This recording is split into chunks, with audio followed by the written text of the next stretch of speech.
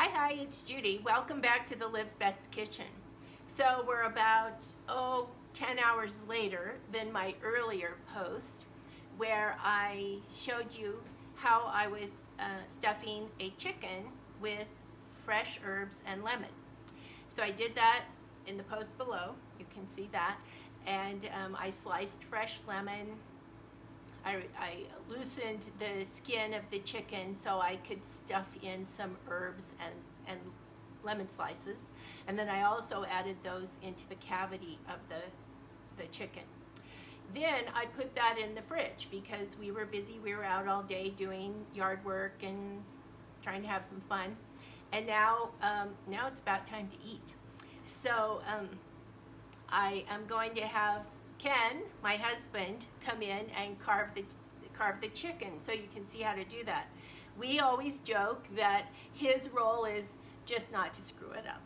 And so I flavored the chicken again with the lemon slices and the fresh herbs, and then seasoned it with a little bit of salt and pepper, and popped that in the fridge. So I'm going to invite Ken in. Hey Patty, nice to see you. So here's Ken, also Hello. in the Live Best Kitchen, and he's going to carve, look at this yummy chicken. Let me hold that up so you can see it. So we cooked that to about 165 degrees, on the rotisserie. And Ken just pointed out that the chicken was dripping a little bit. I really like a cutting board like this that has grips on the side so that it's stable on the slick countertop, but also it has depressions on the edge, and so that will capture the juices so they're not going to just run all over the counter. So I'm going to step away and let Ken. I think you're going to start showing people about the sharp knife. Is that right? Yeah. So, so I, key is always having a sharp knife. I always have a steel. I like a chef's knife for this, although I have another knife available as well, and I just give it a few swipes with the steel to make sure it's sharp. In fact, I usually do the steel also before I put the knife away, so it's ready to go. So I cooked this on the rotisserie about an hour and a half. I stuck a thermometer in between the thigh and the leg, right here, and took the temperature. It was 167, so hopefully it's done. 165 I think is done for a chicken. So we tied strings around it to keep the legs and wings together. That's just nice if you're going to do the rotisserie so they're not winging off, so to speak. All right, so the first thing I like to do is take the breast off of each side, and I just find my way down the chest bone there and cut around as best I can. And so far so good. And I try and take that off with the skin on there because it just makes for a nice presentation if the skin is on there. It's a little bit hot. I'll use my fork. All right. You need me to hold that? No, I think I can. Okay. Okay, so I got that one breast off like that. And I place it down, and then what I like to do, let's get that a little bit maybe like that, is I like to then cut it this way. And sometimes you need to have a sharp knife. Getting through that skin, sometimes an electric knife is nice, but this knife is working pretty well. But it's just nice to leave that skin on there because it looks so good, and it also tastes pretty good. And those herbs are in there, and the lemon that we're cutting through now, you can see some of that. This is also how you cut a turkey, isn't it, Ken? Right, yeah, how I you do a carve turkey the same way, yeah. And Yeah. just an appearance thing, I just like the way that it looks. Okay, so let's see if I can transfer that without it falling apart over to this plate. Woohoo!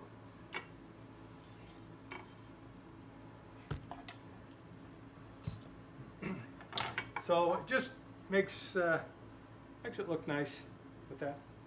All right, so I'll take off the other breast now. I take off the breasts before I start taking off wings and legs because the wings and legs keep the carcass kind of stable while I'm doing this.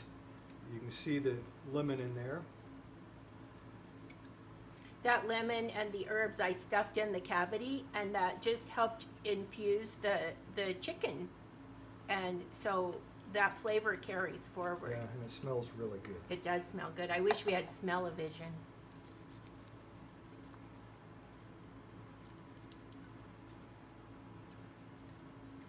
Okay, so probably there is an art to this, but kind of my process is I just keep cutting till things come loose, just like that. Now I'll do the slice the breast again.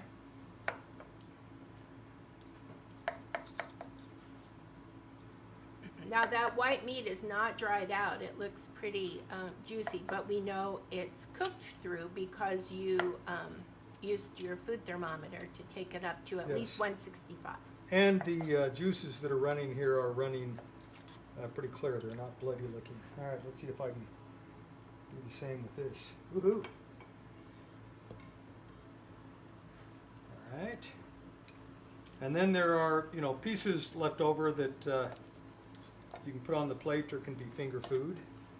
Now I'll take off a wing. And there's just kind of a, you can feel that bone in there. If you just, a fork like this to kind of help pry a little bit is helpful.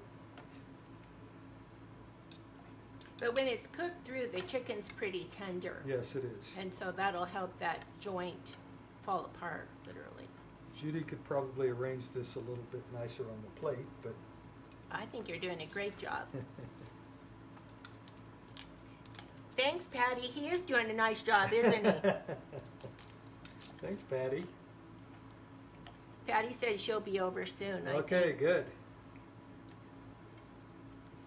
All right. Cut off the thighs here, and there's a piece, does everybody call this the spoons, Jude? I don't know. We do.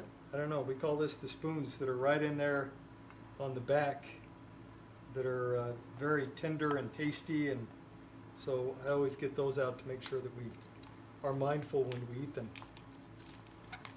And sometimes I just steal one. So you've got the chicken thigh and leg there together, which, right. That could be a serving, but I think Yeah, you're going to separate it. Yeah, I aren't am you? going to separate it.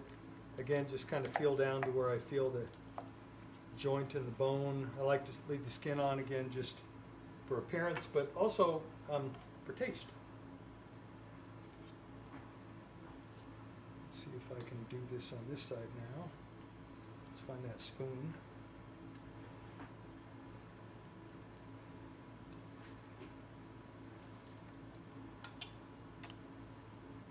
Oh, Jean's coming too. Oh, Okay, okay. Jean. All right, Jean. Are you white meat or dark meat? So one of the things I like about this, it is beautiful for company if you want to serve it for company. Right now, not a lot of company going on, but Ken and I will get a couple of meals off of this, and I really like that we cook once and eat a couple more times. So, there it is. Pull that back just a little bit. So isn't that pretty on the platter? And I've just garnished it with a little bit of fresh herbs. You could squeeze lemon juice over it if you wanted to. Some coarse salt would be nice. But I want to show, here are those herbs and lemons that I tucked in under that skin earlier today. And then just let that sit for a while before we cooked it. And in fact, if we flip this over, I took the lemon out of the cavity, but I've just got herbs in there. So this is great leftover too. I think we'll pick at this a little bit, but it's also good if you want to use it for a soup. later, you can do that. So Thank you guys for tuning in. Thanks, Ken, for making our dinner look so good. Absolutely, yeah. We're also I didn't going. mess it up. Nope, you So far, so met good. your goal. Successful. You didn't screw it up. So. All right, guys. Nice to see you, and we'll see you next time.